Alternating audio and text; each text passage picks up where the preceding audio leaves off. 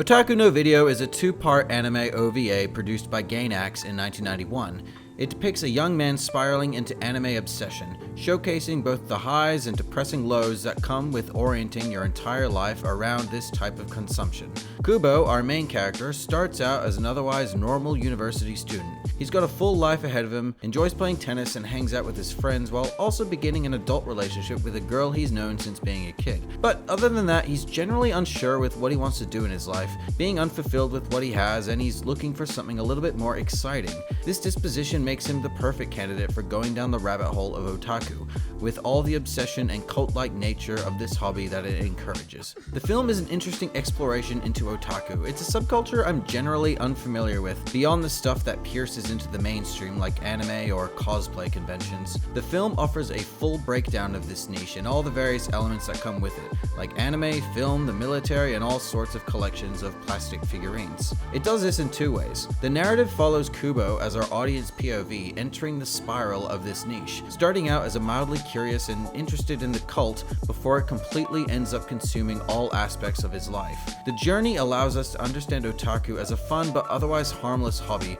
Sure, it might be a little unhealthy, but these are just kids having fun with their communities at the end of the day. But then the film takes a pretty weird turn. It will frequently cut away from the main action to instead show interview excerpts from real men with their identities pretty badly censored. They're asked pointed questions about their otaku obsession and how it's impacted their lives today. These interviews can be pretty depressing. Otaku is shown as being a black hole of a hobby, leading to those pursuing it being ultimately unfulfilled with their lives and wasting away in squalor.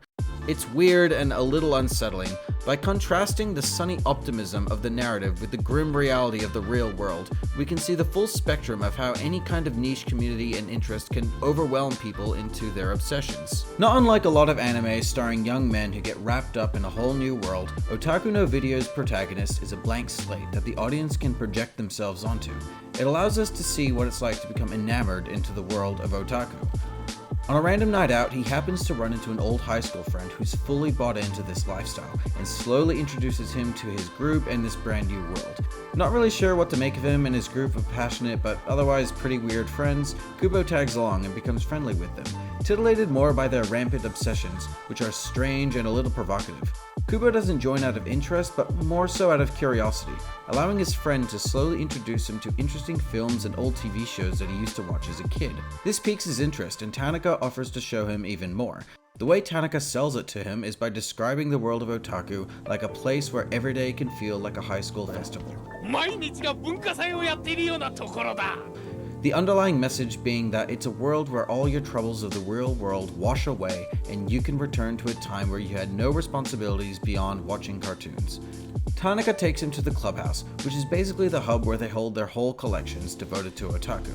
The others in the club are wary of his presence of an outsider, unsure what to take of him, and concerned he's not cut out to be one of them. They warn him then and there that being an otaku is not a simple hobby.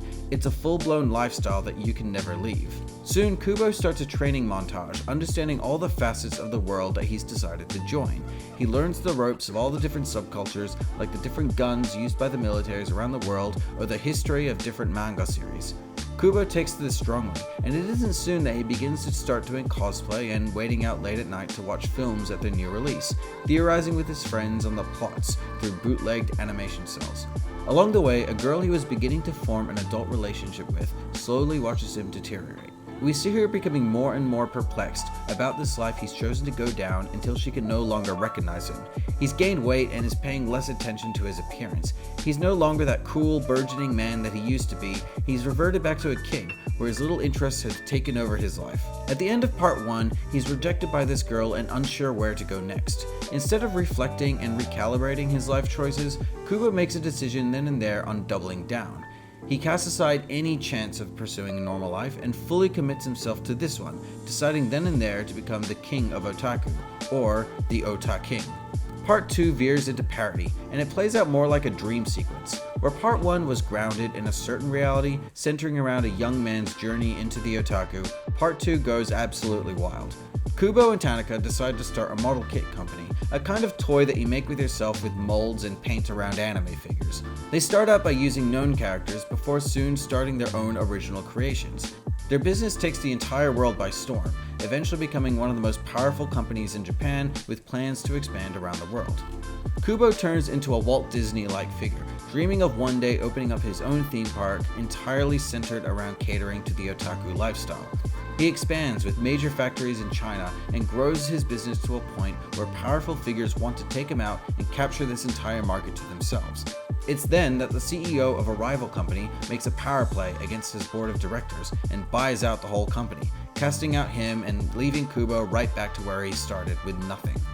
Him and Tanaka then regroup and start their brand new business, this time focusing on original films with anime characters that they develop in-house. Like before, their business takes off and grows to a point where they're even more powerful than before.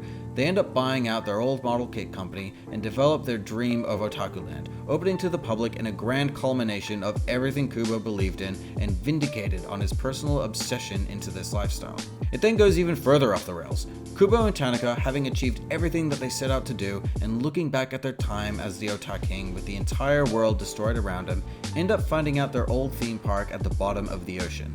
Entering the main office up the elevator, they take off their helmets and are reunited with their old crew, rejuvenating into their younger selves. Living now as a state of perpetual children, they fly off with their gang to conquer new worlds and spread the world of otaku around the galaxy. This entire second act of the film plays out more like a dream sequence, as if the story really did end at part 1 and the sequence that we're watching now is just something they imagined after crashing out at his high school clubhouse. It's a very silly story, but that's okay. The point is to revel and celebrate the culture, and to emphasize the exciting aspects of it. It's here then that the film becomes much more interesting by balancing out this worldview with the harsh reality experienced by real people. Whilst the main story offers an otherwise optimistic view of the world of otaku, focusing on the excitement and joy there is to hang out with your friends and join into the obsession, the frequent breaks that it has with real-world interviews are bleak and offer an alternate, hopeless future for those same men.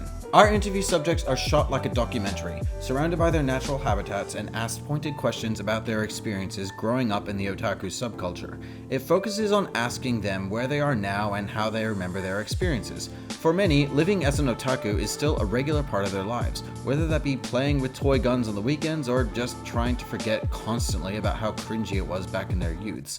Others are wistful of their times at university, sad how it's a life that they cannot ever go back to, longing for the camaraderie and companionship that used to be a staple part of their lives whilst younger. There's one in particular who dreams of nothing but going back, unable to find meaning in the modern world with relationships and work. And then there are those that are completely off the deep end, living in squalor, smoking cigarettes and masturbating over porn, with their only goal building up the ultimate collection. Being an otaku was everything to them. It gave their lives a sense of meaning and purpose that they can't find in jobs or relationships. It takes a tongue-in-cheek approach, gently mocking these men through the narration, but ultimately allowing them to live their truths honestly. We can see Kubo and some of the other characters eventually turning into something like this as they get older, bringing a sense of doom to their adventures while we watch it. To be stuck in a state of arrested development where nothing matters beyond the consumption of media and living out the otaku lifestyle. To being unable to move on because that time in university represented the one point in their lives where these people had a sense of community and purpose. I think the point of Otaku no Video is to show a broad range of how the otaku culture can completely take over the lives of people. It's a deeply personal film, one where the creators are all too aware of what this fandom is like. It's clearly made by people who have an innate familiarity of the culture and have mixed feelings about it, able to deftly swap back and forth to the excitement of this world while also offering a bleak future for those who pursue it. Maybe they know people like this, or maybe they even used to be like them once upon a time. I think in many ways, this film is prophetic and showing us how the internet has enabled groups like this to persist in the modern world. Whilst the film was made in 1991, well before the modern age of the internet, it is in a lot of ways ahead of its time, showcasing how obsessions and fandoms can completely consume a person, letting anyone who chooses to remain in a state of arrested development, like those who continue to revolve their lives around video games, comic books, or porn. Not only is it easier now than ever to continue defining yourselves by the media that you want to consume, but the culture around it and the community of people encourages people to behave like this, whether it's good for them or not. Watching this film, I'm reminded of other popular media properties and how they've completely taken over lives of their own. Is there anything that different between Otaku Land made by Kubo and the modern day version of Star Wars Land, where fans can come and dress up like their favorite characters and pretend, just for a little while, that they're living in this world? Star Wars Land, or Galaxy's Edge, allows fans to come in and act as if they're really living in the world of Star Wars, whether that be spending hundreds of dollars on model lightsabers or spending even more money to live in a shitty hotel that's been kitted out to look like a spaceship. Kubo's journey is one that's celebrated in the film, but more of a tongue-in-cheek way. While the characters are all on board with what's going on, there's a pure sense of irony at play at what ends up happening is patently ridiculous. You will not conquer the world with model figures, and while anime is a great subculture filled with interesting stories and passion, it's ultimately unhealthy to orient your entire life around it. But don't take it from me, these guys are the experts. So Otaku no Video is an interesting little film that I actually recommend. It isn't for anyone, and the story itself is pretty thin that doesn't go beyond its very limited scope, but it's jarring to watch the contrast between our animated ideal depictions and the harsh reality. It's a testament to the film that it's able to capture both of these so deftly. It's a piece made from passion, not hatred. It's a work that's inspired but not spiteful. It's understanding of its viewers and offers them a cautionary tale of how this fandom should not define you, which I think is a good message. But anyway, thanks everyone for watching. Stay tuned for more. Remember to like and subscribe, and I'll see y'all in the next one. See you then.